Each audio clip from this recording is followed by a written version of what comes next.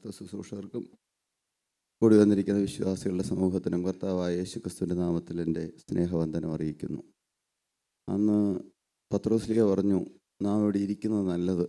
യഹോവ ഈ സ്ഥലത്തുണ്ട്, സത്യമായും നാം പ്രാർത്ഥനയോടെ വന്നിരുന്ന ദൈവമക്കളെല്ലാം യേശുക്രിസ്തു വരുന്ന സമാധാനവും സന്തോഷവും ആശ്വാസവും എല്ലാം അനുഭവിച്ചുകൊണ്ട് ഒന്നിനും കുറവില്ലാതെ ദൈവം നടത്തുന്നു. എല്ലാം സ്വർഗത്തിൽ ദൈവത്തിൻ്റെ കാര്യപരിപാടിയാണ്. ദൈവം നമ്മെ കണ്ടതാണ്. യേശുക്രിസ്തു തന്നെയാണ് എല്ലാം നിർവഹിക്കുന്നത്. മനുഷ്യർക്ക് ഇവിടെ ആർക്കും കാര്യമില്ല. നാം എല്ലാവരും സാധുക്കളാണ്, നാം എല്ലാവരും പാപികളാണ്. എന്നാൽ ജീവനുള്ള ദൈവം നമ്മെ നടത്തുന്നു. എത്ര അതിശയകരമായി നടത്തുന്ന ക്രൂശിലെ സ്നേഹം, അത്ഭുതകരമായി നടത്തുന്ന ക്രൂശിലെ സ്നേഹം. ഞങ്ങൾ പലപ്പോഴും പറയാറുള്ളത് പോലെ പാണ്ഡിത്യം പറയാൻ നമുക്ക് അറിഞ്ഞുകൂടാ. ഞങ്ങൾക്ക് വചനത്തിൽ പാണ്ഡിത്യമില്ല, ഡിഗ്രി ഉള്ളവരാരുമില്ല. എന്നാൽ അനുഭവ സമ്പത്ത് തന്ന് അത്ഭുതകരമായി നടത്തുന്ന ക്രൂശിലെ സ്നേഹം, ജീവനുള്ള ക്രിസ്തുവിൻ്റെ സ്നേഹം. പ്രിയപ്പെട്ട ദൈവമക്കളെ, നമുക്ക് പ്രാർത്ഥനയോടെ ഇരിക്കാം. ആദ്യം വരുന്ന ദിവസം തന്നെ ഒരുപക്ഷെ എല്ലാവർക്കും അനുഭവം കിട്ടിക്കൊള്ളണമെന്നില്ല. എന്നാൽ നിങ്ങൾ വിശ്വാസികളായി ചേർന്ന് വരുമെങ്കിൽ എന്താണ് വിശ്വസിക്കേണ്ടത്? വാഗ്ദത്തം പോലെ അവൻ ഇന്നിവിടെ ആഗതനായിട്ടുണ്ട്. എന്താണ് വാഗ്ദത്തം? യേശുവിൻ്റെ നാമത്തിൽ 2 or 3 പേർ കൂടി വരുന്നിടത്ത് യേശു ഉണ്ട്. ആ വിശ്വാസത്തോടെ ഇരുന്നാൽ കർത്താവ് പ്രവർത്തിക്കും. എന്നാണെന്ന് പ്രവർത്തിക്കുന്നതെന്ന് പറയാൻ ഞങ്ങൾക്കാർക്കും അറിഞ്ഞുകൂടാ. ഇന്ന് പ്രവർത്തിക്കും, നിശ്ചയമായും പ്രവർത്തിക്കും. ഇന്ന് ഞങ്ങൾ വിശ്വസിക്കുന്നു അനേകരുടെ പേര് ഇന്നും കർത്താവ് ജീവൻ്റെ പുസ്തകത്തിൽ എഴുതും. ഇതെല്ലാം സത്യമാണ് പ്രിയപ്പെട്ടു. ഞാനൊരു ദിവസം എനിക്ക് വേണ്ടി തകർക്കപ്പെട്ട, എനിക്ക് വേണ്ടി മുഴുവൻ രക്തവും ഊറ്റിത്തന്ന എൻ്റെ ജീവൻ്റെ ജീവനായ, എൻ്റെ പ്രാണപ്രിയനായ, ആയിരങ്ങളിൽ സുന്ദരനായ, 10,000-ങ്ങളിൽ സുന്ദരനായ, ആർക്കും ഒപ്പം വർണ്ണിക്കാൻ കഴിയാത്തവനായ, രാജാതി രാജാവായ, കർത്താതി കർത്താവായ, സകലത്തിനും മുമ്പേ ഉള്ളവനായ, സകലത്തെയും നിയന്ത്രിക്കുന്നവനായ ഈ അണ്ടഘടാകത്തെ, ഈ പ്രകൃതിയെയും പ്രകൃതി ശക്തികളെയും സൂര്യനെയും ചന്ദ്രനെയും നക്ഷത്രങ്ങളെയും ഈ മുഴുവൻ ഉണ്ടാക്കിയും അതിൻ്റെ യഥാസ്ഥാനത്ത് നിർമ്മിക്കുകയും അതിൻ്റെ ഭ്രമണപഥത്തിൽ എല്ലാം കൃത്യമായി ചലിക്കുവാൻ എല്ലാം അതിനുള്ള സർവശക്തനായ ആ ജീവനുള്ള ശില്പിയെ. ഭാരങ്ങളുണ്ട്, സങ്കടങ്ങളുണ്ട്, സ്വന്തം ജീവിതത്തെ ഓർത്ത് ഭാരങ്ങളുണ്ട്. ജീവിതത്തിൽ ഇന്നും മാറ്റം വരുന്നില്ലല്ലോ എന്നുള്ള ദുഃഖമുണ്ട്. മാറണമെന്ന് ആഗ്രഹിക്കുന്നു. പലപ്പോഴും പല വാക്കുകളും പറഞ്ഞു പോകുന്നു. എങ്ങനെ മാറണമെന്ന് വിചാരിച്ചിട്ടും കർത്താവെ മാറ്റിയേ പറ്റുള്ളൂ എന്ന് വിചാരിക്കുന്നു, ബലം പിടിക്കുന്നു, പക്ഷേ മാറുന്നില്ല. ചില വാക്കുകൾ പറഞ്ഞു പോകുന്നു. ചിലർക്ക് വേദനയുണ്ടാക്കുന്നു. ചിലപ്പോൾ സംസ്കാരമില്ലാത്ത വാക്കുകൾ പറയുന്നു. മാറാനുണ്ട് പ്രിയപ്പെട്ടവർ. ഞങ്ങളാരും മാറിയവരല്ല, ഞങ്ങളാരും തികഞ്ഞവരല്ല. എന്നാൽ നിൻ്റെ ഭാരം യഹോവയുടെ മേൽ ഇട്ടുകൊള്ളുക, അവൻ നിന്നെ പുലർത്തും. നീതിമാൻ കുലുങ്ങിപ്പോകുവാൻ അവൻ ഒരു നാൾ സമ്മതിക്കുകയില്ല. ഇന്ന് മനുഷ്യർ നോക്കുമ്പോൾ നമുക്ക് പല കാര്യങ്ങളിലും കുലുക്കമുള്ളവരാണ്, പല കാര്യങ്ങളിലും ഒരു ഉറപ്പില്ലാത്തവരാണ്. സാമ്പത്തികമായി നോക്കിയാൽ ഒരു വീടെന്നുള്ളത് എല്ലാവരുടെയും സ്വപ്നമല്ലേ, ആഗ്രഹമല്ലേ? കടബാധ്യത വന്നു, പല രീതിയിലും ഞെരുക്കങ്ങളുണ്ട്. നിങ്ങളിതെല്ലാം പറയുമ്പോൾ ഓരോരുത്തരും അവരവരുടെ ജീവിതത്തിലേക്ക് തിരിഞ്ഞു നോക്കണം. എനിക്കെന്തെല്ലാം ഞെരുക്കങ്ങളുണ്ട്, എനിക്കെന്തെല്ലാം സങ്കടങ്ങളുണ്ട്. പ്രിയ ദൈവമക്കളെ, ഈ ഭൂമിയിൽ സങ്കടം മാത്രമേ ഉള്ളൂ, ദുഃഖം മാത്രമേ ഉള്ളൂ. ഒരുപക്ഷെ നിങ്ങളിൽ പലരും വിചാരിക്കും, ഇയാൾക്കെന്താ ദുഃഖം? ഇത്രയും ജോലിക്കാരുണ്ട്, മാസം ശമ്പളം കൊടുക്കുവാൻ ഒന്നുമില്ലാതിരുന്ന മനുഷ്യന് 250 രൂപ ശമ്പളത്തിന് മോറ്റ പട്ടണത്തിൽ വന്നേ. ഇന്ന് ഒരു മാസം ശമ്പളം കൊടുക്കാൻ 10 കോടി രൂപയ്ക്കുള്ളിൽ വേണം. എല്ലാ പരിവാരങ്ങളുമുണ്ട്, എല്ലാ സംവിധാനങ്ങളുമുണ്ട്. ആളുകൾ വിചാരിക്കും എന്ത് കാര്യം പറഞ്ഞാലും അതെല്ലാം അനുസരിക്കാനും അതെല്ലാം കേൾക്കാനും. അനേകർ സാധുവായ ഭാവിയായ എന്നെ മാനിക്കുന്നു, ബഹുമാനിക്കുന്നു. പ്രിയപ്പെട്ടവരെ, അങ്ങനെയെല്ലാം നോക്കുമ്പോൾ ആളുകൾ ചിന്തിക്കും ഇദ്ദേഹത്തിന് എന്താ ദുഃഖമെന്ന്. എന്നാൽ മനുഷ്യ ജീവിതം ദുഃഖപൂരിതമാണ്, ദുഃഖം നിറഞ്ഞതാണ്. എന്നാൽ ഈ ഭൂമിയിൽ ദുഃഖം തന്നെ ആയിരിക്കും താനും. പക്ഷെ എല്ലാറ്റിനും പോക്കുവഴി തരുന്നൊരു ദൈവമുണ്ട്. ഏത് കാര്യത്തിനും ഒരു പരിഹാരം തരുന്ന ദൈവം. നാം ഈ ഭൂമിയിൽ മാത്രം ആശ്രയിച്ച് ജീവിക്കരുത്. ഈ ഭൂമിയിൽ തകർക്കപ്പെടുന്ന അവസ്ഥ ഉണ്ടായാലാണ് അത് ശരിയായി കർത്താവിന് നമ്മെ പ്രയോജനപ്പെടുത്താൻ കഴിയുകയുള്ളൂ. പ്രിയ ദൈവമക്കളെ, നല്ല കെട്ടുറപ്പുള്ളവരായി നാം മാറണം. എനിക്കൊരു തെറ്റ് വന്നാൽ, ഞാൻ എൻ്റെ ജീവിതം ഒരിക്കലായി ക്രിസ്തുവിന് കൊടുത്തെങ്കിൽ, എൻ്റെ ജീവിതത്തിൽ ഒരു തെറ്റ് വന്നാൽ അതിന് പരിഹാരകനായി യേശുക്രിസ്തുവോടെ പിതാവിൻ്റെ വലത്തുഭാഗത്തുണ്ട്. 8:34 വായിക്കൂ. റോമർ 8:34. അതാണ്, ആ ഉറപ്പാണ് നമുക്ക് വേണ്ടത്. ഒരിക്കലും തെറ്റ് വരികയില്ലെന്നല്ല, പാവങ്ങൾ വരരുത്, മനസ്സറിഞ്ഞ് പാപം വരരുത്. മനസ്സറിഞ്ഞ് പാപത്തോട് പ്രാണത്യാഗത്തോട് തീർത്ത് നിൽക്കണം. ഒരു കള്ളം പറയരുത്, ഒരു അരുതാത്ത വാക്ക് പറയരുത്, ആരുടെയും കുറ്റം പറയരുത്, ആരെയും വിധിക്കരുത്, ആരെയും നിരൂപിച്ചുകൊണ്ട് എന്തെങ്കിലും കാര്യങ്ങൾ പറഞ്ഞ് പരത്തരുത്. ഇതെല്ലാം വേണ്ടത് തന്നെയാണ്. അങ്ങനെയൊന്നും ചെയ്യാൻ പാടില്ല. എന്താണ്? ആകയാൽ കൃപ വരികേണ്ടതിന് പാപം ചെയ്തുകൊണ്ടിരിക്കുകയെന്നോ ഒരു നാൾ വരുതെന്നാണ് ദൈവത്തിൻ്റെ തിരുവചനം. പാപം വരാൻ പാടില്ല. പാപം ചെയ്യുന്നവൻ പിശാചിൻ്റെ മകനാകുന്നെന്ന് 1 യോഹന്നാൻ 3:8 പറയുന്നത് വായിക്കണ്ട. എന്നാൽ ഇപ്പോൾ എന്താണ് പറഞ്ഞത്? ഏതെങ്കിലും പാപം ജീവിതത്തിൽ വന്നെങ്കിൽ നിങ്ങൾ നിരാശപ്പെടരുത്. ഇന്ന് നിരാശപ്പെട്ടിരിക്കുന്നവരുണ്ട്. അരുതാത്ത ചില കാര്യങ്ങളിലേക്ക് പോയി, അരുതാത്ത ചില ചിത്രങ്ങൾ കണ്ടു. ഒരിക്കലും നോക്കണം എന്ന് ആഗ്രഹിച്ചതല്ല, യൂട്യൂബിലൊന്ന് നോക്കിപ്പോയി അരുതാത്ത എന്തെങ്കിലും കാര്യം കണ്ടു. പിന്നെ പിശാച് ഇങ്ങനെ കയറിട്ട് വലിച്ചുകൊണ്ട് പോകുന്നതുകൊണ്ട് വലിച്ചു കൊണ്ടുപോവുകയാണ്. ഓർത്തോളണം, പിശാച് നമ്മുടെ തലച്ചോറിൽ ടാർ ഉരുക്കി ഒഴിക്കുകയാണെന്ന്. ഭയത്തോടെ വേണം ജീവിക്കാൻ, വിറയലോടെ വേണം ജീവിക്കാൻ. ദൈവത്തിൻ്റെ വചനം വാസ്തവമായി അനുസരിച്ച് തന്നെ വേണം ജീവിക്കാൻ. രാജാതിരാജനായ യേശുവിനെ ഞാൻ ഒരു ദിവസം കാണും, സ്വർഗീയ ശില്പിയെ ഞാൻ ഒരു ദിവസം കാണും. ഞാൻ നേരെ പോയി കാണുമെന്ന്. അത് വേറെ ശരീരവുമായിട്ട്, വിൺ ശരീരം എനിക്ക് കിട്ടുമെന്ന്. 8:34 വായിക്കോ, റോമർ 8:34. ക്രിസ്തുയേശു മരിച്ചവൻ മരിച്ചിട്ട് ഉയർത്തെഴുന്നേറ്റവൻ തന്നെ അവൻ ദൈവത്തിന്റെ വലത്തുഭാഗത്ത് ഇരിക്കുകയും നമുക്ക് വേണ്ടി പക്ഷവാദം കഴിക്കുകയും ചെയ്യുന്നു. എന്താണ് അതിന്റെ അർത്ഥം? അവൻ ദൈവത്തിന്റെ വലത്തുഭാഗത്തിരിക്കുകയും നമുക്ക് വേണ്ടി പക്ഷവാദം കഴിക്കുകയും ചെയ്യുന്നു. ഒരു കേസ് ഉണ്ടായാൽ നാം എവിടെയാണ് പോകുന്നത്? നേരെ കോടതിയിലേക്ക് ചെല്ലുവാണോ?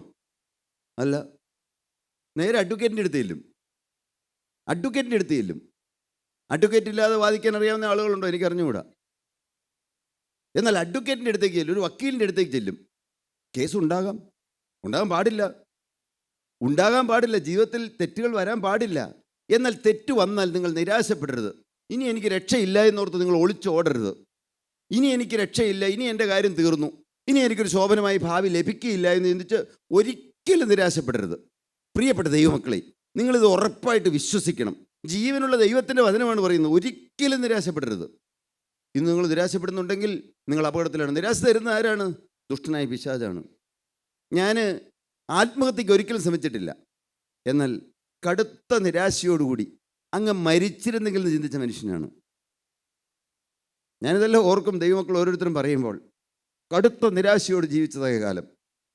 ജീവിക്കാൻ എനിക്ക് താല്പര്യമില്ലായിരുന്നു. അത്ര നിരാശാജനകമായിരുന്നല്ലോ എൻ്റെ ജീവിതം. ശാപം പിടിച്ച മനുഷ്യൻ. അന്ന് ഭ്രാന്തൻ കുര്യാക്കോൻ്റെ മക്കളെന്ന് വിളിക്കുമ്പോൾ എന്തൊരു ലജ്ജയായിരുന്നറിയാമോ? താഴേക്ക് മാത്രം നോക്കിയതായ കാലം. നിങ്ങൾക്ക് എത്ര പേർക്കത് മനസ്സിലാവുമെന്ന് എനിക്കറിഞ്ഞുകൂടാ. ഞാൻ ഏങ്ങലടിച്ച് കഴിഞ്ഞ മനുഷ്യനായിരുന്നു. സങ്കടപ്പെട്ട് കഴിഞ്ഞ മനുഷ്യനായിരുന്നു. ഒരിക്കലും ശോഭനമായൊരു ഭാവി എനിക്ക് ജീവിതത്തിൽ ലഭിക്കുമെന്ന് ഞാൻ സ്വപ്നത്തിൽ പോലും ചിന്തിച്ചിട്ടില്ല. എന്നാൽ പ്രിയപ്പെട്ട ദൈവമക്കളെ, എൻ്റെ ജനനം മുതൽ, അഥവാ ലോകസ്ഥാപനം മുതൽ എന്നെ കണ്ട ഒരു ദൈവം. നിങ്ങളിത് വിശ്വസിക്കണം ദയവായിട്ട്. ഞാൻ നിങ്ങളോട് കൈ കൂപ്പിക്കൊണ്ട് അപേക്ഷിക്കുകയാണ്.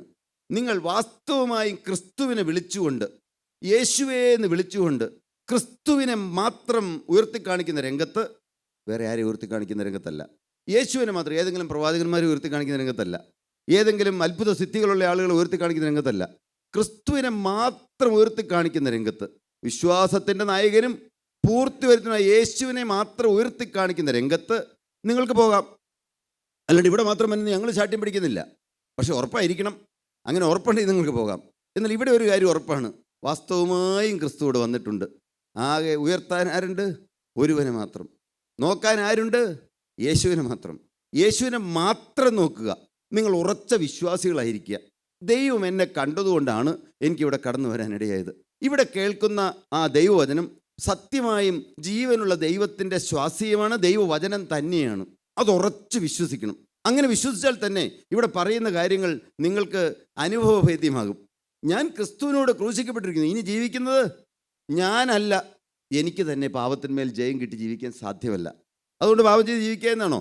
ക്രിസ്തു എൻ്റെ ഉള്ളിൽ വന്നിരുന്ന്, അഥവാ ഞാൻ എൻ്റെ ജീവിതം ക്രിസ്തുവിനായി തുറന്നു കൊടുത്ത്, 15-ാമത്തെ വയസ്സിൽ തകർന്ന മനുഷ്യനായിരുന്നു ഞാൻ, നിരാശപ്പെട്ടവനായിരുന്നു ഞാൻ. യേശുവിനായി ജീവിതം വിട്ടുകൊടുക്കാനിടയായി, കർത്താവിൻ്റെ ജീവിതം ഏറ്റെടുക്കാനിടയായി. ആ സ്വർഗീയ ശില്പിയെ അന്ന് വിണ്മയമായ ശരീരത്തോടു കൂടി ഞാൻ കാണുമെന്നുള്ള ഉറപ്പ്, ആ ഉറപ്പ് ഇന്ന് നിങ്ങൾക്ക് കിട്ടും. ഇന്ന് കിട്ടുമെന്നാണ് പറഞ്ഞത്. കാരണം തിരുവചനം മാറ്റമില്ലാത്തതാണ്. രക്ഷയ്ക്കായി കാക്ഷിക്കുന്നവനെ ഞാനതിലാക്കാവും, നാളെ ആക്കും എന്നല്ലേ പറഞ്ഞേക്കണേ. രക്ഷയ്ക്കായി കാക്ഷിക്കുന്നവനെ ഞാനതിലാക്കും, ഇപ്പോൾ ഞാൻ എഴുന്നേൽക്കും. ഇന്ന് സംഭവിക്കേണ്ട കാര്യം നാളത്തേക്ക് നിങ്ങൾ മാറ്റി വയ്ക്കരുത്. കർത്താവിൻ്റെ പേര് ജീവൻ്റെ പുസ്തകത്തിൽ എഴുതും, കർത്താവിൻ്റെ പാപങ്ങളെല്ലാം കഴുകിത്തരും, കർത്താവിൻ്റെ ബന്ധനങ്ങളെല്ലാം അഴിച്ചു തരും, എൻ്റെ രോഗത്തിന്മേൽ കർത്താവിൻ്റെ ആണിപ്പാടുള്ള കരം വയ്ക്കും. എന്നാൽ ചിലർക്ക് ചോദിക്കാം, എന്നാൽ എന്തുകൊണ്ടാണ് പെട്ടെന്ന് രോഗം മാറാത്തത്? എന്തുകൊണ്ടാണ്? അതെനിക്കറിഞ്ഞുകൂടാ. എനിക്കറിഞ്ഞുകൂടാ പറയാൻ. ചിലർ രോഗം പെട്ടെന്ന് മാറുന്നു, ചിലർ രോഗം പെട്ടെന്ന് മാറുന്നില്ല. ഒരു ദിവസം അഗ്രനാട്ടിൽ ചെല്ലുമ്പോൾ അറിയാൻ പാടില്ല പ്രിയപ്പെട്ടവരെ, നമുക്ക് അങ്ങനെയുള്ള രഹസ്യങ്ങളൊന്നും അറിഞ്ഞുകൂടാ. എന്നാൽ ഒരു കാര്യം ഉറപ്പായിരിക്കണം, ഞാൻ എപ്പോൾ കടന്നു പോയാലും ദൈവരാജ്യത്തിലെത്തും. എൻ്റെ കർത്താവ്, എൻ്റെ ആ സ്വർഗീയ ശില്പിയെ ഞാൻ ഒരു ദിവസം മുഖാമുഖം കാണും. എനിക്ക് വേണ്ടി തകർക്കപ്പെട്ട ആ ക്രൂശിലെ ആ ദിവ്യ ബലിയാൽ എല്ലാം മുഴുവനായും സ്വയമായി യാഗമായി അർപ്പിച്ച യേശുക്രിസ്തുവിനെ ഞാൻ ഒരു ദിവസം കാണും. നമുക്ക് വായിക്കാം, തിരുവനന്തപുരത്ത് നിന്ന് അല്പനേരം ചിന്തിക്കാം. യിരെമ്യാ പ്രവാചകന്റെ പുസ്തകം 8-ാം അധ്യായം 20-ാം വാക്യം. യിരെമ്യാ പ്രവാചകന്റെ പുസ്തകം 8-ാം അധ്യായം 20-ാം വാക്യം. കൊയ്ത്ത് കഴിഞ്ഞു, ഫലശേഖരവും കഴിഞ്ഞു, ഞാനോ രക്ഷിക്കപ്പെട്ടതുമില്ല എന്ന് നമുക്ക് പറയാൻ ഇടവരുത്. അതാണ് വാക്യം. വായിക്കാം. കൊയ്ത്തു കഴിഞ്ഞു, ഫലശേഖരവും കഴിഞ്ഞു, നാം രക്ഷിക്കപ്പെട്ടതുമില്ല. സങ്കടത്തോടെ പറയുകയാണ്. എന്താണ്? കൊയ്ത്ത് കഴിഞ്ഞു. ഞാൻ ഈ കാലം അത്രയും വചനം കേട്ടു, ജീവിതത്തിൽ ഞാൻ പലപ്പോഴും തീരുമാനമെടുത്തു, ജീവിതം ക്രിസ്തുവിനായി കൊടുത്തും തീരുമാനിച്ചു, ഞാൻ എന്നാൽ കഴിയുന്ന രീതിയിൽ ദൈവവേല ചെയ്തു, ഞാൻ എൻ്റെ ജീവിതത്തിൻ്റെ അനുഭവ സാക്ഷ്യം പറഞ്ഞു, ഞാൻ വീടുകൾ തോറും കയറി ഇറങ്ങി സുവിശേഷ വേലയ്ക്ക് ആളുകളെ വിളിച്ചു, ഞാൻ പല പല കാര്യങ്ങൾ ചെയ്തു. കൊയ്ത്ത് കഴിഞ്ഞു, ഫലശേഖരവും കഴിഞ്ഞു, ഞാനോ നാം രക്ഷിക്കപ്പെട്ടതുമില്ല എന്ന് പറയാൻ ആർക്കും ഇടവരരുത്. ഏത് സമയത്ത് ഈ ഭൂമിയിൽ നിന്ന് മരിക്കാം, നിങ്ങളിത് മറക്കരുത്. കഴിഞ്ഞ ആഴ്ച എൻ്റെ കൂടെ നമുക്ക് ജോലി ചെയ്യുന്ന അപ്പൻ്റെ അനുജനാണോ അമ്മയുടെ ആംഗ്ലോ ഒരാൾ മരിച്ചു പെട്ടെന്ന്. 27 വയസ്സ് പ്രായമുള്ളൂ. ആ കൊച്ചനാണ് ആ കുടുംബത്തെ എല്ലാം നോക്കിക്കൊണ്ട് എല്ലാം മനോഹരമായി നടത്തിക്കൊണ്ടിരുന്നത്. നമ്മുടെ കൂട്ടായ്മ വരുന്ന ആളല്ല. ഒരു പൈപ്പ് എന്തോ വീണതാണെന്നാണ് പറഞ്ഞത്. അത് ഏതോ ഒരു മെഷീൻ്റെ അകത്ത് പോവോ എന്തോ ചെയ്തു, എങ്ങനെയെങ്കിലും ആകട്ടെ. എന്ത് പ്രതീക്ഷയോടെയായിരുന്നു അദ്ദേഹം ജോലിക്ക് പോയത്. ഒരു നല്ല കൊച്ചനായിരുന്നു കേട്ടത്, മദ്യപിക്കില്ല, വേറെ ഒരു ദുശീലം ഇല്ലാത്ത ആൾ. നിങ്ങൾ ഓർക്കണം, ഇത് പറയുമ്പോൾ എന്താണെന്നറിയോ, നിങ്ങൾ ചിന്തിക്കണം പ്രിയപ്പെട്ടവരെ. നിങ്ങൾ ഞാൻ പറയുമ്പോൾ നമ്മൾ ചിന്തിക്കണം, നാം ഓരോരുത്തരും ചിന്തിക്കണം. ഞാൻ ഇന്ന് കടന്നു പോകുമോ? ഇന്ന് ഞാൻ ഇന്ന വീട്ടിലേക്ക് പോകുന്ന വഴിക്ക് ഒരു അത്യാവശ്യം നടക്കുമോ? നടക്കില്ലെന്ന് ആർക്കെങ്കിലും ഉറപ്പുണ്ടോ? ഒരുറപ്പും വെക്കേണ്ടത്, അത് മണ്ടത്തര. ഏത് സമയത്തും വിശ്വാസിയായ ഒരു ദൈവ പൈതൽ ഏത് സമയത്തും വിശ്വസിക്കേണ്ട ഒരു കാര്യം, ഞാൻ ഈ ഭൂമിയിൽ നിന്ന് ഏത് സമയത്തും കടന്നു പോകാം. തിരുവചനം അതാണ് പറയുന്നത്. മനുഷ്യരൊക്കെയും വെറും നിഴലായി നടക്കുന്നു, നിശ്ചയം അവർ വ്യർത്ഥമായി പരിശ്രമിക്കുന്നു. നിശ്ചയം 33-ാം സങ്കീർത്തനമാണ്, വായിക്കണ്ട. അവർ വ്യർത്ഥമായി പരിശ്രമിക്കുന്നു, ആരനുഭവിക്കുമെന്ന് അറിയുന്നില്ല. യഹോവേ, എൻ്റെ അവസാനത്തെയും എൻ്റെ ആയുസ് എത്രയെന്ന് എന്നെ അറിയിക്കണമേ. ഞാൻ എത്ര ക്ഷണികനെന്ന് ഞാൻ അറിയുമാറാകട്ടെ. ഏത് സമയത്തും മരിക്കും. ഇത് മലയാള ഭാഷയിൽ മനസ്സിലാകുന്ന രീതിയിലല്ലേ പറയുന്നത്. ഏത് സമയത്തും നിങ്ങൾ മരിക്കാം, ഞാനും മരിക്കാം. ഏത് സമയത്തും ഈ ഭൂമിയിൽ കാര്യപ്പെടാം. നിങ്ങൾ ചിന്തിക്കൂ, ഇത് വിശ്വസിച്ചാൽ പിന്നെ ഉള്ളിങ്ങനെ കത്തിക്കൊണ്ടിരിക്കും. സത്യമാണ് പറയുന്നുള്ള ചിന്ത നമ്മുടെ മനസ്സിൽ വന്നാൽ പ്രാർത്ഥിച്ചുകൊണ്ടിരിക്കും. കർത്താവേ, ഈ മനുഷ്യൻ്റെ നാവിലൂടെ ഞങ്ങളോട് സംസാരിക്കണമേ, ഇദ്ദേഹത്തെ അങ്ങ് മാറ്റി നിർത്തണമേ. കർത്താവേ, തിരുരക്തം അദ്ദേഹത്തിൻ്റെ നാവിൽ തൊടുവിക്കണമേ. കർത്താവേ, തിരുരക്തം കാവലായി നിൽക്കണമേ. അദ്ദേഹത്തിൻ്റെ സ്വന്തം ബുദ്ധിയിൽ നിന്നോ സ്വന്തം ജ്ഞാനത്തിൽ നിന്നോ ഒന്നും പറയാൻ ഇടവരരുതല്ലേ. ഇങ്ങനെ പ്രാർത്ഥിച്ചുകൊണ്ടിരിക്കണം. ആരെഴുന്നേറ്റ് നിൽക്കുമ്പോൾ അങ്ങനെ പ്രാർത്ഥിക്കും. അങ്ങനെ നിങ്ങളൊന്ന് പ്രാർത്ഥിച്ചു നോക്കിയേ. ഒപ്പം നിങ്ങളുടെ ഉള്ളിൽ എന്താണ്? ഹൃദയത്തിന് കത്ത് പിടിക്കും, ഹൃദയത്തിന് ചൂട് പിടിക്കും. ഉടനെ നമ്മുടെ ഉള്ളിങ്ങനെ കത്തി തുടങ്ങും, നമ്മുടെ ഉള്ളിൽ ഉരുകാൻ തുടങ്ങും. നമ്മുടെ ഉള്ളിൽ നിന്ന് ആ ഉരുകലിൻ്റെ ആ ഭാഗമായിട്ട് എന്ത് ചെയ്യും? കണ്ണുനീര് ധാരതയായി വരും. ഒരുപക്ഷെ പുറമേ ചിലപ്പോൾ കണ്ണീര് വന്നില്ലെങ്കിലും ഉള്ളിങ്ങനെ തേങ്ങി കരഞ്ഞുകൊണ്ടിരിക്കുക. അതാണ് ഹൃദയം കത്തിക്കൊണ്ടിരിക്കുക എന്നുള്ള അവസ്ഥ. അതിനെന്ത് ചെയ്യണം? ഒരാളുടെ ഹൃദയം കത്തുന്നില്ലേ, അതിൻ്റെ അടുത്ത് അവരെ കുറ്റം വിധിക്കുകയല്ല. അവരിതിനകത്ത് മുഴുവനും ഹൃദയവും മുഴുവൻ ശരീരവും മുഴുവൻ മനസ്സോടുകൂടി ഇരിക്കുന്നില്ല എന്നതിൻ്റെ അർത്ഥം. യാതൊരു സംശയവുമില്ല. കാരണം ദൈവത്തിൻ്റെ പരിശുദ്ധാത്മാവാണ് എല്ലാം നിയന്ത്രിക്കുന്നത്. വാഗ്ദത്തം പോലെ കർത്താവിടെ വന്നിട്ടുണ്ട്. എന്താണ് വാഗ്ദത്തം? 2-3 പേർ യേശുവിൻ്റെ നാമത്തിൽ എവിടെ കൂടി വരുന്നിടത്തോ അവിടെ നടുവിൽ കർത്താവുണ്ട്. അപ്പോൾ കർത്താവിടെ നടുക്ക് വന്നിട്ടുണ്ടെന്നുള്ളത് വിശ്വസിക്കണം. ഇത് വിശ്വസിച്ചാലേ അനുഭവം കിട്ടുകയുള്ളൂ. വാഗ്ദത്തം പോലെ കർത്താവിടെ വന്നിട്ടുണ്ട്. അപ്പോൾ എന്ത് ചെയ്യണം? നമ്മൾ അകൃത്യമെല്ലാം, ജീവിതത്തിൽ വന്നുപോയി തെറ്റുകളെല്ലാം, ജീവിതത്തിൽ വന്നുപോയി പാപങ്ങളെല്ലാം, ജീവിതത്തിൽ വന്നുപോയി വീഴ്ചകളെല്ലാം, ജീവിതത്തിൽ വന്നുപോയി പരാജയങ്ങളെല്ലാം എല്ലാം എന്ത് ചെയ്യണം? അനുതാപത്തോടെ ഏറ്റുപറയണം. അനുതാപത്തോടെ ഏറ്റുപറയുമ്പോൾ തിരുവചനം ഇങ്ങനെ പറയുന്നു: ഉന്നതനും ഉയർന്നിരിക്കുന്നവനും ശാശ്വതവാസിയും പരിശുദ്ധനും നാമുള്ളവനുമായി ഇപ്രകാരം അരുളി ചെയ്യുന്നു, എങ്ങനെയാണ് അരുളി ചെയ്തിരിക്കുന്നത്? ജീവനുള്ള ദൈവത്തിൻ്റെ വചനം എന്താണ്? ഞാൻ ഉന്നതനും പരിശുദ്ധനുമായി വസിക്കുന്നു. താഴ്മയുള്ളവരുടെ മനസ്സിനും, ശ്രദ്ധിക്കണം, മനസ്താവമുള്ളവരുടെ ഹൃദയം. അതാണ് അനുതാപത്തോടെ ഏറ്റുപറയുക എന്ന് പറയുന്നത്. മനസ്താവം. എന്താണ് മനസ്താവം? അതിൻ്റെ ദൈവമേ, ഇന്ന സ്ഥലത്ത് പോയേക്കാർന്നു. നിങ്ങൾ ചിന്തിക്കണം, ഇതെന്തിനാണ് ഇതെല്ലാം പറയുന്നത്? എനിക്കും ഏത് രോഗവും എപ്പോഴും വരാം, ഏത് സമയത്തും എനിക്ക് ഹാർട്ട് അറ്റാക്ക് വരാം, ഏത് വ്യക്തിക്കും ഏത് രോഗവും ഏത് സമയത്തും വരാം, ഏത് സമയത്തും ഈ ഭൂമിയിൽ നിന്ന് മാറ്റപ്പെടാം. ഒരു കാര്യം മാത്രം നമുക്ക് ഉറപ്പുള്ളവരായിരിക്കണം, അനുതാപത്തോടെ എല്ലാം ഏറ്റുപറഞ്ഞ് യേശുക്രിസ്തുവിൻ്റെ തിരുരക്തത്താൽ എല്ലാം കഴുകിക്കിട്ടി, കഴുകൽ പ്രാപിച്ചു എന്നുള്ള ഉറപ്പോടുകൂടി ജീവിക്കണം. ഏത് സമയത്തും മരിക്കുമ്പോൾ ഞാൻ എൻ്റെ കർത്താവിൻ്റെ രാജ്യത്തിലേക്ക് പറന്നു പോകുമെന്നുള്ള ആ ഒരു ഉറപ്പ്. ആ ഉറപ്പ് ആർക്കെല്ലാം ഉണ്ട്? ഇന്ന് ആ ഉറപ്പ് തരുമെന്നാണ് പറഞ്ഞത്. ഇന്ന് കർത്താവ് തരുമെന്ന്. എന്ത് വേണം? കൊയ്ത്ത് കഴിഞ്ഞു, ഫലശേഖരം കഴിഞ്ഞു, നാമോ രക്ഷിക്കപ്പെട്ടതുമില്ല എന്ന് പിന്നീട് നമുക്ക് പറഞ്ഞ് സങ്കടപ്പെടാനിടയാവരുത്. ഇരമ്യാപ്രവാചകന്റെ പുസ്തകം തന്നെ 8-ാം അധ്യായം 18-ാം വാക്യം മുതലും താഴത്തേക്ക് വായിക്കാം. കർത്താവോടെ ചോദിക്കുകയാണ്, ജീവനുള്ള ദൈവം ചോദിക്കുകയാണ്, ദൈവത്തിൻ്റെ അരുളപ്പാട്, എൻ്റെ സങ്കടത്തിൽ എനിക്ക് ആശ്വാസം വന്നെങ്കിൽ, നാം ആ കൃപയിലല്ലെങ്കിൽ, ഞാൻ ഇന്ന് കടന്നുപോയാൽ ദൈവരാജ്യത്തിൽ എത്തില്ല എന്നുള്ള ആ ഉറപ്പ് നമുക്കില്ലെങ്കിൽ, നമ്മുടെ ജീവിതത്തിൽ ഇന്നും പാപം വെച്ചുകൊണ്ട് പാപത്തിൽ രസിച്ചുകൊണ്ട് ജീവിക്കുകയാണെങ്കിൽ, ദൈവത്തിൻ്റെ പരിശുദ്ധാത്മാവോടെ വ്യക്തമായി പറഞ്ഞിരിക്കുകയാണ്, യഹോവയായി ദൈവം, ദൈവത്തിൻ്റെ അരുളപ്പാടെന്ന് പറഞ്ഞിരിക്കുകയാണ്. വായിക്കാം. അയ്യോ, എന്റെ സങ്കടത്തിൽ എനിക്ക് ആശ്വാസം വന്നെങ്കിൽ കൊള്ളായിരുന്നു. കേട്ടോ, പ്രവാചകന്റെ നാവിലൂടെയാണ് പറയുന്നത്. അപ്പോൾ ദൈവം എങ്ങലടിച്ച് കരഞ്ഞുകൊണ്ട് പറയണം, അയ്യോ എന്ന് വിളിച്ചുകൊണ്ട് ജീവനുള്ള ദൈവം, യഹോവയായ ദൈവം, സൈന്യങ്ങളുടെ ദൈവമായ യഹോവ പറയുകയാണ്, അയ്യോ, എൻ്റെ സങ്കടത്തിൽ എനിക്ക് ആശ്വാസം വന്നെങ്കിൽ കൊള്ളായിരുന്നു. നാം ഇങ്ങനെ നിരാശപ്പെട്ടിരിക്കുന്നത് കാണുമ്പോൾ, നമ്മുടെ ജീവിതത്തിൽ ഇന്നും ജയമില്ലാതെ ജീവിക്കുന്നത് കാണുമ്പോൾ, ഇന്നും പാപത്തിന്മേൽ ജയമില്ലെങ്കിൽ, ഞാൻ ഇന്ന് കടന്നുപോയാൽ ദൈവരാജ്യത്തിൽ എത്തുമെന്നുള്ള ഉറപ്പില്ലെങ്കിൽ, ദൈവം മാറി നിന്ന് അവനങ്ങനെ ജീവിച്ചോട്ടെ എന്ന് ചിന്തിക്കുന്നവനല്ല. പ്രിയപ്പെട്ട സ്നേഹനിധിയായ ദൈവം, അയ്യോ, എൻ്റെ സങ്കടത്തിൽ എനിക്ക് ആശ്വാസം വന്നെങ്കിൽ കൊള്ളായിരുന്നു. എന്റെ മനസ്സ് വല്ലാതെ ഇരിക്കുന്നു. കേട്ടോ, ദൈവത്തിന്റെ മനസ്സ് വല്ലാതെ ഇരിക്കുകയാണ്. നിങ്ങൾ ഇന്ന് കടന്നുപോയാൽ ദൈവരാജ്യത്തിലെന്നുള്ള ഉറപ്പുണ്ടെങ്കിൽ, അഥവാ അല്ലെങ്കിലോ പിശാച് നിങ്ങളെ വലിച്ചുകൊണ്ട് പോകുന്നത് കണ്ടിട്ട് ദൈവം സങ്കടപ്പെട്ട് എങ്ങലടിച്ച് കരയുകയാണ്, അയ്യോ എന്ന് വിളിച്ച് അയ്യം വിളിച്ച് കരയുകയാണ്. അയ്യോ, എൻ്റെ സങ്കടത്തിൽ എനിക്ക് ആശ്വാസം വന്നെങ്കിൽ കൊള്ളായിരുന്നു, എൻ്റെ മനസ്സ് വല്ലാതെ ഇരിക്കുന്നു. ദൈവം പറയുകയാണ്. പ്രിയപ്പെട്ട ദൈവവേദലേ, പ്രിയപ്പെട്ട യുവാവേ, പ്രിയപ്പെട്ട യുവതിയെ, നിന്റെ ജീവിതം കണ്ടിട്ട്, നമ്മുടെ ഓരോരുത്തരുടെയും ജീവിതം കണ്ടിട്ട് ദൈവം ഇന്ന് കരയുവാണോ, അയ്യോ എന്ന് വിളിക്കുകയാണോ? അങ്ങനെ അവനിടവരരുത്. ജീവനുള്ള ദൈവം നോക്കുമ്പോൾ, എൻ്റെ പ്രിയമകൻ ഇവിടുന്ന് ഈ ഭൂമിയിൽ നിന്ന് മാറ്റപ്പെടുമ്പോൾ, നല്ലവനും വിശ്വസ്തനുമായ ദാസരെ നിങ്ങൾ ഓടി എൻ്റെ അരികിലേക്ക് വരുമെന്ന് പ്രിയപ്പെട്ട D.L. മൂഡി മരിക്കാൻ നേരത്ത്, കടന്നു പോകാൻ നേരത്ത് ഇങ്ങനെയൊരു കാര്യം കണ്ടുവെന്ന് പുസ്തകത്തിൽ എഴുതി വെച്ചിട്ടുണ്ട്. ഞാൻ വായിച്ചിട്ടുണ്ട്. അതങ്ങനെ തന്നെ കറക്റ്റ് വാക്കാകണമെന്നില്ല, ആശയം ഞാൻ പറയാം. അദ്ദേഹം മരിക്കാൻ കിടക്കുകയാണ്. ഭാര്യയുണ്ട്, വിശ്വാസിയായ ഭാര്യ, മകനുണ്ട്, അടുത്ത് നിൽക്കുന്നുണ്ട്. അദ്ദേഹം പെട്ടെന്ന് കണ്ണടച്ചപ്പോൾ നിങ്ങൾ ചിന്തിക്കണം, നമ്മുടെ ഓരോരുത്തരും മരണസമയത്തും ചിന്തിക്കണം, എങ്ങനെയാണ് നാം കടന്നു പോകുന്നതെന്ന്. അദ്ദേഹം കണ്ണടച്ചപ്പോൾ ഒരു കാഴ്ച കാണുകയാണ്. അദ്ദേഹം എഴുതിയിരിക്കുകയാണ്, എന്താണ്? ഭൂമി ഇതാ മാറിപ്പോകുന്നു, സ്വർഗമിതാ തുറന്നു വരുന്നു. കേൾക്കണേ, അടുത്ത വാക്ക് പ്രത്യേകം കേൾക്കണേ. യേശു എന്നെ മാടി വിളിക്കുന്നു. എന്നിട്ട് സ്വന്തം അനുഭവം പറയാണ്, സ്വർഗം എത്ര സുന്ദരം. പ്രിയപ്പെട്ടവരെ, അത് D.L. മൂഡിക്ക് മാത്രം, വിശ്വപ്രസിദ്ധനായ സുവിശേഷകനായ D.L. മൂഡിക്ക് മാത്രം വെച്ചിരിക്കുന്നതല്ല. നാം ഓരോരുത്തരും ആ പ്രത്യാശയുള്ളവരായിരിക്കണം. അത് ഒരു കേട്ടുകേഴ്വിയാണോ? അല്ല, അത് ഇന്ന് കർത്താവ് ഇല്ലാത്തവർക്ക് തരുമെന്നാണ് പറയുന്നത്. ഇത് നിങ്ങൾ വിശ്വസിക്കൂ പ്രിയപ്പെട്ടവരെ. ഇത് വിശ്വസിച്ചില്ലെങ്കിൽ, ഇത് ഞങ്ങളങ്ങനെ പറഞ്ഞിട്ട് നിങ്ങൾക്കത് കിട്ടാതിരിക്കുകയാണെങ്കിൽ അതിൻ്റെ ഉത്തരവാദിത്വം ഞങ്ങൾക്കല്ലേ? ഞങ്ങളങ്ങനെ പറഞ്ഞിട്ട് നിങ്ങൾക്കത് കിട്ടിയില്ല എന്ന് പറഞ്ഞു കഴിഞ്ഞാൽ, നിങ്ങൾ വിശ്വസിച്ചവർക്ക് കിട്ടിയില്ലെങ്കിൽ അപ്പോൾ ഞങ്ങൾ കള്ളം പറയുന്നവർ പോലെ ആവില്ലേ? അല്ല, ഞങ്ങൾ ജീവനുള്ള ദൈവത്തിൻ്റെ വചനത്തിൽ നിന്ന് പറയുകയുള്ളൂ. ദൈവം സ്നേഹവാനാണ്, ദൈവം കാരുണ്യവാനാണ്, കരുണാസമ്പന്നനായ ദൈവമോ. ആ ദൈവം നമ്മെ ഓരോരുത്തരെ സ്നേഹിക്കുന്നു.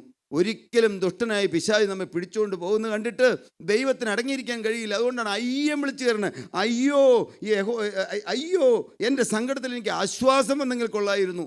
പിശാച് വലിച്ചുകൊണ്ട് പോവുകയാണ്. പിശാച് ആളുകളെ ചതിച്ചുകൊണ്ട് പോവുകയാണ്, നിത്യനരകത്തിലേക്ക് വലിച്ചുകൊണ്ട് പോവുകയാണ്. 1000-ൽ എത്ര പേരുണ്ട്, 100-ൽ എത്ര പേരുണ്ട് ദൈവരാജ്യത്തിലേക്ക് എത്തപ്പെടുന്നവർ? എന്നാലും വിരലെണ്ണാൻ പാകത്തിനില്ല. ഇതൊരു സത്യമാണ് പ്രിയ ദൈവമക്കളെ.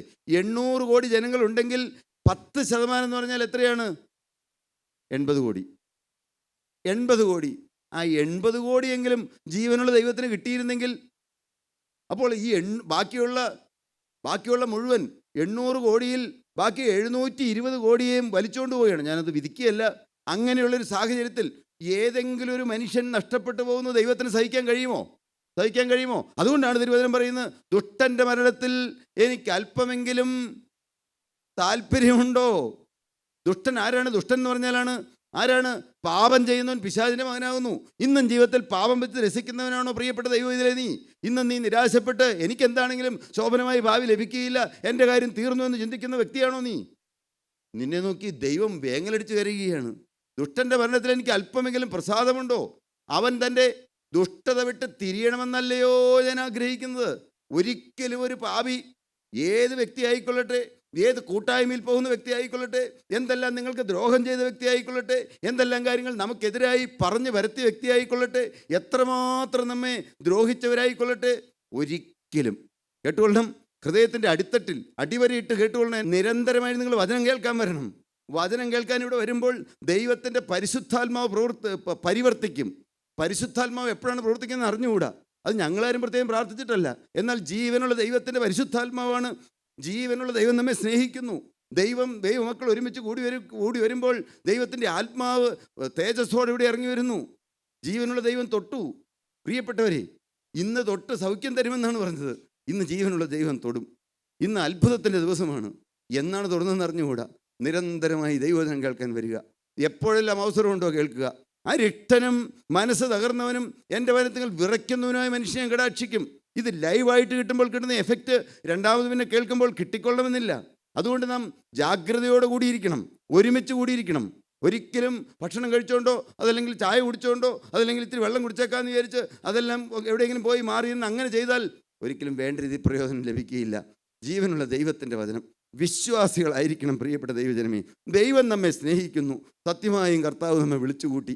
ദൈവം കരയുകയാണ്.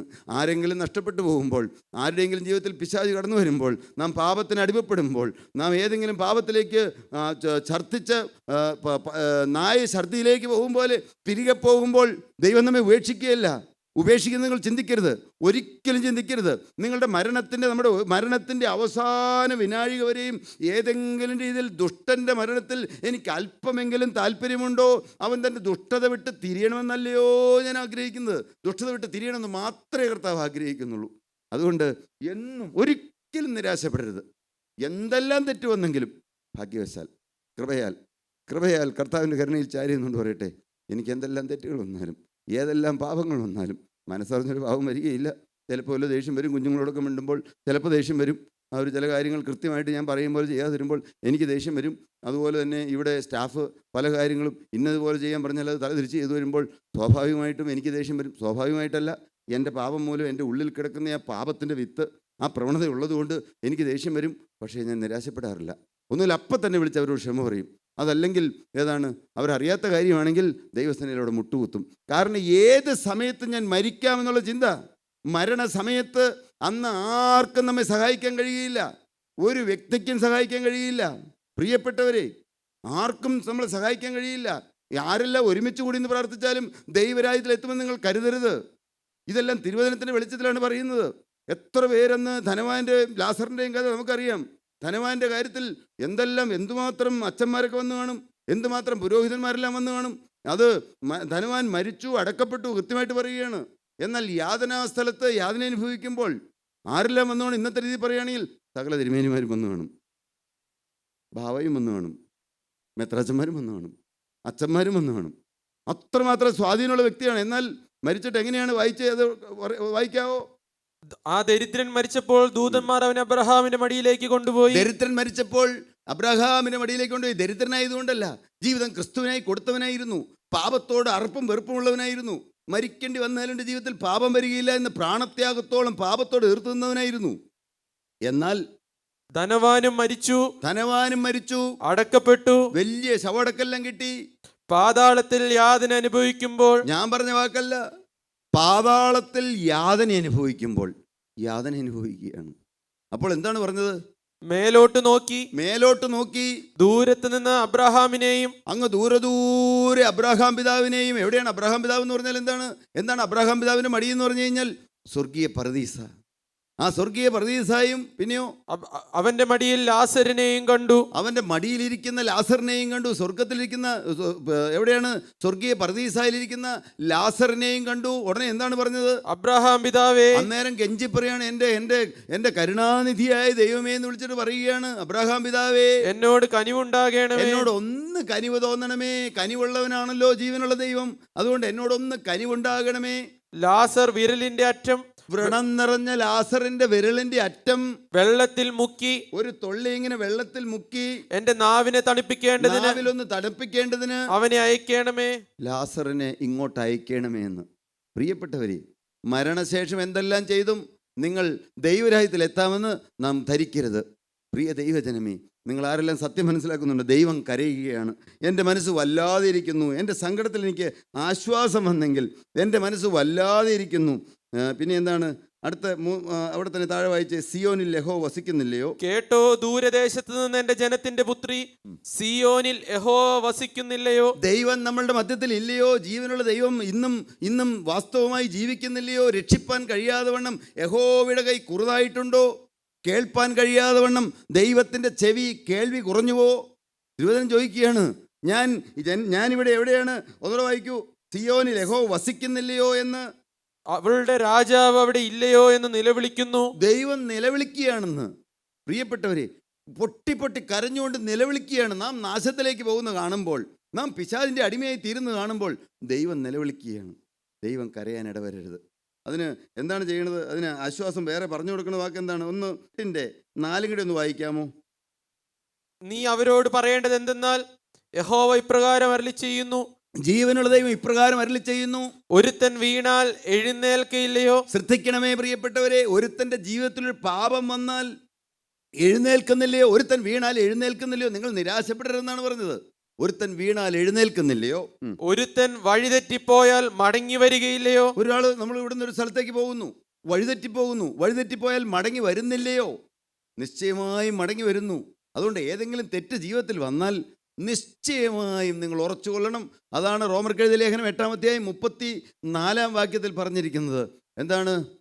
യേശുക്രിസ്തു മരിച്ചിട്ട് ഉയർത്തെഴുന്നേറ്റവൻ തന്നെ, അവൻ പിതാവിൻ്റെ വലത്തുഭാഗത്ത് നമുക്ക് വേണ്ടി പക്ഷപാതം ചെയ്യുന്നു. ഇതൊരിക്കലും മറക്കരുത്. നിരാശയിലേക്ക് പോകരുത്. എന്നാൽ ഇന്ന് പലരും എന്താണ് ചെയ്യുന്നത്? പലരും ചെയ്യുന്നത് എന്താണ്? അത് ഞാൻ ഉറക്കെ പറഞ്ഞാലൊരു പക്ഷേ നിങ്ങൾക്ക് അത് ഞാൻ ഏതെങ്കിലും സഭയ്ക്കെതിരാണോ എന്ന് തോന്നും. അല്ല, സഭയ്ക്കെതിരല്ല. ഞങ്ങളാരും സഭ മാറരുതെന്ന് പഠിപ്പിക്കുന്നവരാണ്. അവരോട് നിൽക്കുന്ന സഭയിൽ തന്നെ നിൽക്കണമെന്നാണ് പറയുന്നത്. അങ്ങനെ തന്നെയാണ് പഠിപ്പിക്കുന്നത്. എന്നാൽ അവിടെ എന്തെങ്കിലും തെറ്റുകളുണ്ടെങ്കിൽ, എന്തെങ്കിലും ദുരാചാരങ്ങളുണ്ടെങ്കിൽ അതെല്ലാം അനുസരിക്കണമെന്നും ഞങ്ങൾ പറയുന്നില്ല. അത് പറയാൻ ഞങ്ങൾക്ക് അധൈര്യവുമില്ല. കാരണം എന്താണ്? ദൈവത്തിൻ്റെ തിരുവചനം പറയുന്നു, സമാധാനമില്ലാതിരിക്കെ സമാധാനം എന്ന് പറഞ്ഞുകൊണ്ട് എൻ്റെ ജനത്തിൻ്റെ പുത്രിയുടെ മുറിവിനെ ലഘുവായി ചികിത്സിക്കുന്നു. എന്താണ് പറഞ്ഞത്?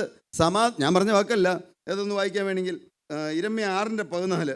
സമാധാനമില്ലാതിരിക്കെ മനുഷ്യന് സമാധാനമില്ല, മനുഷ്യന് പാപത്തിന്മേൽ ജയമില്ല, അവൻ പ്രാർത്ഥിച്ചാൽ ദൈവം കേൾക്കുന്നുള്ള വിശ്വാസം ഒന്നും അവനില്ല. എങ്കിലും എന്തു പറയുകയാണ്? 6:14. സമാധാനമില്ലാതിരിക്കെ സമാധാനം എന്ന് അവർ പറഞ്ഞ്, നിങ്ങൾക്ക് സമാധാനം എന്ന് പറഞ്ഞുകൊണ്ട്, സമാധാനം ഉണ്ടായിരിക്കട്ടെ എന്ന് പറഞ്ഞിട്ട് സമാധാനം എന്ന് പറഞ്ഞുകൊണ്ട് എന്റെ ജനത്തിന്റെ മുറിവിന് ലഘുവായി ചികിത്സിക്കുന്നു. ലഘുവായി ചികിത്സിക്കുക. എന്താണ് പറയണെന്നറിയോ? ഇപ്പോൾ ഈ അടുത്ത സമയത്ത് പല ക്രിസ്ത്യൻ കുട്ടികളുടെയും കയ്യിൽ നോക്കിക്കഴിഞ്ഞാൽ ഒന്നുകിൽ ഒരു കറുത്ത ചരട്, അതല്ലെങ്കിൽ വെളുത്ത ചരട്. ഞാനൊരു കുട്ടിയോട് ചോദിച്ചു, ഇതെന്താ കുഞ്ഞേ?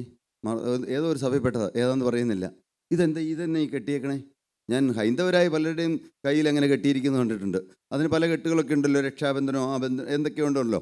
എന്നാൽ ആ കുട്ടിയോട് ഞാൻ ചോദിച്ചപ്പോൾ പറഞ്ഞു, സാറേ ഇതെന്നെ കെട്ടി? വല്ലാതെ മുഷിഞ്ഞ് അത് കണ്ടാൽ തന്നെ ഒരു വിഷമം തോന്നും. ഇതെന്താണിത്?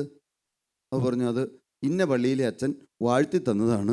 ഇത് കെട്ടിയാൽ, ആ കുഞ്ഞ് പറഞ്ഞ അതേ വാക്കായും പറയണേ, അത് കെട്ടിയാൽ എന്താണ്? അവരുടെ മനസ്സിലെ ആഗ്രഹം എന്താണോ, അവരുടെ പ്രാർത്ഥന എന്താണോ, അത് സാധിച്ചു തരും. അപ്പോൾ ഞാൻ ചോദിച്ചു, ഇത് എന്നാ ഇത് അഴിച്ചു മാറ്റാൻ പോണേ? അത് അഴിച്ചു മാറ്റാൻ പാടില്ല. അത് തന്നെ അതങ്ങനെ കിടന്ന് എന്ത് ചെയ്യണം? പൊട്ടി തന്നെ തീരണം. നിങ്ങൾക്ക് മനസ്സിലാവുന്നുണ്ടോ പ്രിയപ്പെട്ടവരെ? നിങ്ങൾക്ക് പറയുന്ന അർത്ഥം വല്ലതും പിടികിട്ടുന്നുണ്ടോ? ഇന്ന് സമാധാനമില്ല, ആളുകൾക്ക് സമാധാനമില്ല. ആളുകൾ എങ്ങനെയാണ് ദൈവരാജ്യത്തിൽ പോകേണ്ടതെന്ന് അറിഞ്ഞുകൂടാ. അനേകർ മൂഢന്മാരെ പോലെ അന്ധകാരത്തിലേക്ക് പോയിക്കൊണ്ടിരിക്കുകയാണ്. അതുകൊണ്ടാണ് ദൈവം കരഞ്ഞുകൊണ്ട് പറയുന്നത്, യഹോവയായ ദൈവം കരഞ്ഞുകൊണ്ട് പറയുകയാണ്. എന്താണ് 6:14 സമാധാനമില്ലാതിരിക്കെ സമാധാനം സമാധാനം എന്നവർ പറഞ്ഞ് എന്റെ ജനത്തിന്റെ മുറിവിനെ ലഘുവായി ചികിത്സിക്കുന്നു. മ്ലേച്ഛത പ്രവർത്തിച്ചതുകൊണ്ട് അവർ ലജ്ജിക്കേണ്ടി വരും. അതിന്റെ തൊട്ടിപ്പുറം 30 കൂടി ഒന്ന് വായിക്കോ. 5:30. ഇരമ്യ 5:30. വിസ്മയവും ഭയങ്കരവുമായുള്ളത് ദേശത്ത് സംഭവിക്കുന്നു. കേൾക്കൂ, വിസ്മയവും ഭയങ്കരവുമായുള്ള ദേശത്ത് സംഭവിക്കുന്നു. പ്രവാചകന്മാർ വ്യാജമായി പ്രവചിക്കുന്നു. നിങ്ങൾ ശ്രദ്ധിച്ച് കേൾക്കണേ. അതുകൊണ്ടാണ് പറഞ്ഞു ഒരു പ്രവാചകന്റെ പിന്നാലെ പോകരുതെന്ന്. കാശ് മേടിച്ചുകൊണ്ട് പ്രവചിക്കുന്ന പ്രവാചകന്മാർ യൂട്യൂബ് തുറന്നാൽ ലജ്ജ തോന്നും. ഇന്ന് പണം ഉണ്ടാക്കുക എന്നുള്ളത് മാത്രമാണ് ഒട്ടുമിക്ക പ്രവാചകന്മാരുടെ ഉദ്യോഗം. കാശ് മേടിക്കുന്നു, പ്രവചിക്കുന്നു. ഇവിടെ കോട്ടയത്ത് നിന്ന് വന്നൊരു ദൈവവേദത്തിൽ ഒരിക്കൽ ഞങ്ങൾ ചെന്നപ്പോൾ 50,000 രൂപ മേടിച്ചു ഒരു പ്രവാചകൻ. എന്തിനാണ്? നിൻ്റെ കല്യാണം ഇന്ന ദിവസത്തിനുള്ളിൽ നടക്കുമെന്ന്. മേടിച്ചിട്ട് വർഷം എത്രയെന്നറിയാമോ? ചിലപ്പോൾ ഒരു പക്ഷേ കോട്ടയത്തിരുന്ന ദൈവമക്കളെ കേൾക്കുന്നുണ്ടായിരിക്കും. 50,000 രൂപ അവരെന്നോട് നേരിട്ട് പറഞ്ഞാണ്. ഒരിടത്ത് ഒരിക്കൽ പ്രസംഗിക്കാൻ ചെന്നപ്പോൾ നേരിട്ട് പറഞ്ഞാണ് 50,000 രൂപ മേടിച്ചു, കല്യാണം മോൻ്റെ നടക്കുന്നു. ഇതുവരെ നടന്നിട്ടില്ല. ആ മോനോട് കൂട്ടായ്മയ്ക്ക് വരുന്നയാളല്ല, അപ്പനും അമ്മയും വരുന്നവരാണ്. പ്രിയപ്പെട്ടവരെ, എന്താണ് വായിച്ചത്? ഒന്നോടെ വായിക്കൂ. പ്രവാചകന്മാർ വ്യാജമായി പ്രവചിക്കുന്നു. നിങ്ങൾ ഒരു പ്രവാചകന്റെ പിന്നാലെ പോരെന്നാണ് ഈ പറഞ്ഞു വരുന്നത്. പ്രവാചകന്മാർ വ്യാജമായി പ്രവചിക്കുന്നു. പുരോഹിതന്മാരും അവരോട് ഒരു കൈയായി നിന്ന് അധികാരം നടത്തുന്നു. പ്രവാചകന്മാരും അവരോട് ഒരു കൈയായി നിന്ന്, ഇത് ഞാൻ പറഞ്ഞ വാക്കല്ല, ജീവനുള്ള ദൈവം അരുളി ചെയ്തിരിക്കുകയാണ്. പ്രവാചകന്മാരും പുരോഹിതന്മാരും അവരോട് ഒരു കൈയായി നിന്ന് അധികാരം നടത്തുന്നു. എന്റെ ജനത്തിനോ അത് ഇഷ്ടമാകുന്നു. എന്റെ ജനത്തിന് അത് ഇഷ്ടമാണ്. ചരട് കെട്ടിക്കൊടുക്കുന്നത് ഇഷ്ടമാണ്. അല്ലെങ്കിൽ ഇന്ന കാര്യം ചെയ്തു കഴിഞ്ഞാൽ ഇന്ന കാര്യം ഇന്നതുപോലെ ചെയ്താൽ എല്ലാം ഞാൻ വിമർശിച്ച് പറയുന്നില്ല. അങ്ങനെയാണ് നിങ്ങൾ ചിന്തിക്കുകയും ചെയ്യരുത്. എന്നാൽ ഇതെല്ലാം പോഷ്കാണെന്നും ഇതെല്ലാം വിവരക്കേടാണെന്നും ഇതെല്ലാം ദുഷ്ടനായി പിശാചിൻ്റെ പണിയാണെന്നും എല്ലാം തിരിച്ചറിഞ്ഞാൽ നല്ലതാണ്. അന്ധകാര ശക്തി വ്യാപരിച്ചുകൊണ്ടിരിക്കുന്നു. സമാധാനമില്ലാതിരിക്കെ സമാധാനം എന്ന് പറഞ്ഞുകൊണ്ട് അവരുടെ ജനത്തിന് ലഘുവായി ചികിത്സിക്കുന്നു. 8:22 മാത്രം ഒന്ന് വായിക്കോ. 8:22. ഗിലെയാദിൽ സുഗന്ധതൈലമില്ലയോ? ഗിലെയാദിൽ സുഗന്ധതൈലമില്ലയോ? അവിടെ വൈദ്യനില്ലയോ? എന്റെ ജനത്തിൻ പുത്രിക്ക് രോഗശമനം വരാതെ ഇരിക്കുന്നതെന്ത്? എന്റെ ജനത്തിൻ പുത്രിയുടെ മുറിവിന് രോഗശമനം വരാതിരിക്കുന്നതെന്ന് ദൈവം കരഞ്ഞുകൊണ്ട് ചോദിക്കുകയാണ്. ഏങ്ങലടിച്ചുകൊണ്ട് ചോദിക്കുകയാണ്. അയ്യോ എന്ന് വിളിച്ച് അയ്യം വിളിച്ചുകൊണ്ട് 18-ാം വാക്യത്തിൽ ചോദിച്ചു തുടങ്ങുന്ന ആ ജീവനുള്ള ദൈവം എന്താണ്? ഏങ്ങലടിച്ചുകൊണ്ട് പറയുകയാണ്, ഗിലെയാദിൽ വൈദ്യനില്ലയോ? അവിടെ സുഗന്ധ തൈലമില്ലയോ? എൻ്റെ ജനത്തിൻ പുത്രിക്ക് എന്തുകൊണ്ടാണ് രോഗശമനം വരാതിരിക്കുന്നത്? പ്രിയപ്പെട്ട ദൈവജനമേ, എന്താണ് പാപത്തിന്മേൽ ജയം കിട്ടാത്ത? എന്തുകൊണ്ടാണ്? തിരുരക്തത്തിൽ നാം വിശ്വസിക്കുന്നില്ല. എന്താണ് ഗിലെയാദിലെ തൈലം? ആ ഗോകുൽത്തായിൽ നിന്ന് പൊട്ടി ഒഴുകി വന്ന ആ തിരുരക്തം, പാപത്തിൻ്റെയും മാലിന്യത്തിൻ്റെയും പരിഹാരത്തിനായി ഒഴുകി വന്ന ആ തിരുരക്തം. ഇപ്പോൾ പ്രിയ ദൈവമക്കളെ, നാം പ്രാർത്ഥിക്കാൻ തുടങ്ങുകയാണ്. എന്താണ്? നിങ്ങളിതൊന്ന് വിശ്വസിക്കണം, ദയവായി വിശ്വസിക്കണം. സത്യമായും ക്രിസ്തു നമ്മുടെ മധ്യത്തിൽ വന്നിട്ടുണ്ട്. ഇന്ന് അനേകരുടെ പേര് കർത്താവ് ജീവൻ്റെ പുസ്തകത്തിൽ എഴുതുകയാണ്. ഇന്ന് ആ ജീവപുസ്തകം തുറന്ന് കർത്താവിൻ്റെ ദൂതന്മാരും മാലാഖമാരും വരികയാണ്. ശുശ്രൂഷകന്മാരെല്ലാവരും പ്രാർത്ഥിച്ചുകൊണ്ടിരിക്കട്ടെ. പ്രാർത്ഥനാ യോഗത്തിന് വന്നില്ലെങ്കിലോ, അല്ല ഇനി ഒന്നുകൂടെ കൃത്യമായിട്ട് പറയാം, എനിക്കിനി നിങ്ങളെ കാണാൻ കഴിഞ്ഞില്ലെങ്കിലോ, ഞാനിന്ന് ഫ്ലൈറ്റിൽ പോകുമ്പോഴോ അല്ലെങ്കിൽ എവിടെയെങ്കിലും വെച്ച് എന്തെങ്കിലും അത്യാവശ്യം നടന്നെങ്കിലോ, പ്രിയപ്പെട്ടവരെ ഇനി കാണാൻ കഴിഞ്ഞില്ലെങ്കിലോ, നാം ആരും ഈ ഭൂമിയിൽ കണ്ടില്ലെങ്കിലും അന്ന് ആ സ്വർഗീയ ശില്പിയെ നേരിൽ കാണുവാൻ നമുക്ക് ഓരോരുത്തർക്കും വരണം. ആ സ്വർഗീയ ശില്പിയെ നേരിൽ കാണണം. ജീവനായ ക്രിസ്തുവിനെ കാണണം. ആയിരങ്ങളിലും 10,000-ങ്ങളിൽ സുന്ദരനായ വെണ്മയും ചുവപ്പും കലർന്നവനായ ക്രിസ്തുവിനെ നിങ്ങൾക്ക് കാണണമോ? ഇപ്പോൾ യാചിക്കേണ്ട സമയമാണ്. ഇപ്പോൾ മോചിക്കുന്ന സമയമാണ്. യാചിക്കേണ്ട സമയം, മോചിക്കുന്ന നാഴിക. പ്രിയപ്പെട്ടവരെ, വാഗ്ദത്ത പ്രകാരം യേശുവിടെ വന്നിട്ടുണ്ട്. വാഗ്ദത്തം ചെയ്തവൻ നമ്മുടെ ഇടയിൽ വന്നിട്ടുണ്ട്. അകൃത്യമെല്ലാം അനുതാപത്തോടെ ഏറ്റുപറയാനാണ് പറഞ്ഞിരിക്കുന്നത്. അനുഗ്രഹം വേണമോ? പാപത്തോട് യാത്ര പറയണം. അനുഗ്രഹം വേണമോ? അനുതാപമുള്ള ഹൃദയം, തകർന്നു നുറുങ്ങിയതുമായ ഹൃദയം. ആർക്കെല്ലാം തകർന്ന ഹൃദയമുണ്ട്? ആർക്കെല്ലാം നുറുങ്ങിയ ഹൃദയമുണ്ട്? ജീവിതത്തിൽ വന്നുപോയ തെറ്റുകൾ ഓർത്തുകൊണ്ട് ആരെല്ലാം ഏങ്ങലടിക്കുന്നുണ്ട്? പ്രിയപ്പെട്ടവർ, അതൊരു മഹാഭാഗ്യമാണെന്ന് പറഞ്ഞുകൊള്ളട്ടെ. തകർന്നതായ ഹൃദയം ഇങ്ങോട്ട് ഭാരമുള്ളവനായിട്ടാണ് വന്നത്. എന്നാൽ ഞാനിപ്പോൾ പറന്നു നിൽക്കുന്ന പോലെയാണ് നിങ്ങളുടെ മുമ്പിൽ നിൽക്കുന്നത്. യേശു നിങ്ങളുടെ മുമ്പിൽ വന്ന് നിൽക്കുന്നുണ്ട്. ആണിപ്പാടുള്ള കരുത്തെ മാത്രമേ നിങ്ങൾ കാണാവുള്ളൂ. വിശ്വാസത്തിൻ്റെ നായകനും പൂർത്തിവരുത്തിനായ യേശുവിനെ മാത്രമേ നോക്കാവൂ. ആ യേശു ഇപ്പോൾ ഇപ്പോൾ മുമ്പിൽ വന്ന് നിൽക്കുകയാണ്. ആണിപ്പാടുള്ള കരവുമായി, ആ ഗിലെയാദിലെ തൈലവുമായി, ആ സുഗന്ധ തൈലവുമായി. ആ പ്രിയപ്പെട്ടവരെ, ഒരുത്തൻ വീണാൽ എഴുന്നേൽക്കുന്നില്ലയോ? ഗിലെയാദിൽ വൈദ്യനില്ലയോ? ഒരുത്തൻ വഴിതെറ്റിപ്പോയാൽ മടങ്ങി വരുന്നില്ലയോ?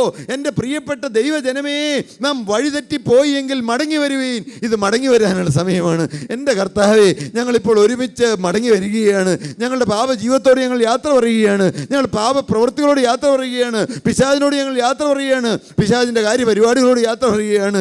യേശുവിനെ ഞങ്ങൾ രക്ഷകനായി സ്വീകരിക്കുകയാണ്. ഞങ്ങളുടെ ജീവിതവിധ യേശുവിൻ്റെ കരങ്ങളിലേക്ക് ഞങ്ങൾ ഏൽപ്പിക്കുകയാണ്. ആണിപ്പാടുള്ള കരം നീട്ടിക്കൊണ്ട് എൻ്റെ യേശുവിടെ കടന്നു വന്നിട്ടുണ്ടെന്ന് ആരെല്ലാം വിശ്വസിക്കുന്നുണ്ട് പ്രിയപ്പെട്ടവരെ? യേശു മുമ്പിൽ വന്ന് നിൽക്കുകയാണ്.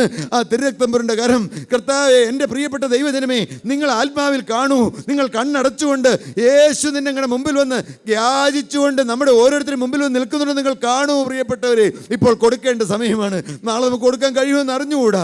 ഇന്ന് നിങ്ങൾ രക്ഷ പ്രാപിക്കണം. ഇന്ന് ജീവന്റെ പുസ്തകത്തിൽ പേരെഴുതി കിട്ടണം. ഇന്ന് നമ്മുടെ ജീവിതം രക്ഷയിലാകണം. എൻ്റെ പ്രിയപ്പെട്ട ദൈവമേ, എൻ്റെ കർത്താവേ, അവിടുന്ന് ഞങ്ങളുടെ മധ്യത്തിൽ വന്നിട്ടുണ്ടല്ലോ. ഞങ്ങൾ സാധുക്കളാണ്, ഞങ്ങൾ പാപികളാണ്, ഞങ്ങൾ പാണ്ഡിത്യമില്ലാത്തവരാണ്.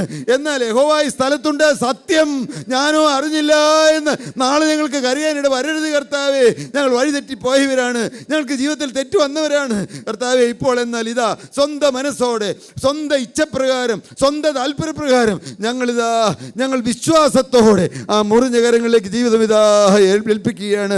നിങ്ങൾ തീരുമാനം എടുക്കുന്നുണ്ടോ പ്രിയപ്പെട്ടവരെ? അങ്ങനെ തീരുമാനം എടുക്കുന്നവർ ഞങ്ങൾ പറഞ്ഞു തരാം. ഞങ്ങൾ ഒരുമിച്ച് പറഞ്ഞു തരാം. ദൈവമക്കൾ ഒരുമിച്ച് കൈ ഓർത്ത് പിടിച്ചുകൊണ്ട് തിരുരക്തത്തിന്റെ തളിപ്പ് കിട്ടുവാനായി, ജീവന്റെ പുസ്തകത്തിൽ പേരെഴുതൽ കിട്ടുവാനായി, പ്രിയപ്പെട്ടവരെ, നമ്മുടെ ഓർമ്മയുടെ പുസ്തകത്തിലുള്ള പാപങ്ങളെല്ലാം മായ്ച്ചു കിട്ടുവാനായി നിങ്ങൾ കണ്ണടച്ചിരുന്നാൽ മതി. പ്രിയപ്പെട്ടവരെ, പ്രാർത്ഥിക്കൂ, നിങ്ങൾ യാചിക്കൂ, നിങ്ങൾ കൊടുക്കൂ, ജീവിതം കൊടുക്കൂ.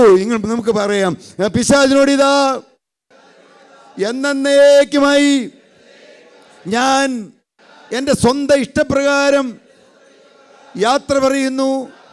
പാപത്തോടിതാ യാത്ര പറയുന്നു. സാത്താനോടിതാ യാത്ര പറയുന്നു. ലോക ഇമ്പങ്ങളോടിതാ യാത്ര പറയുന്നു.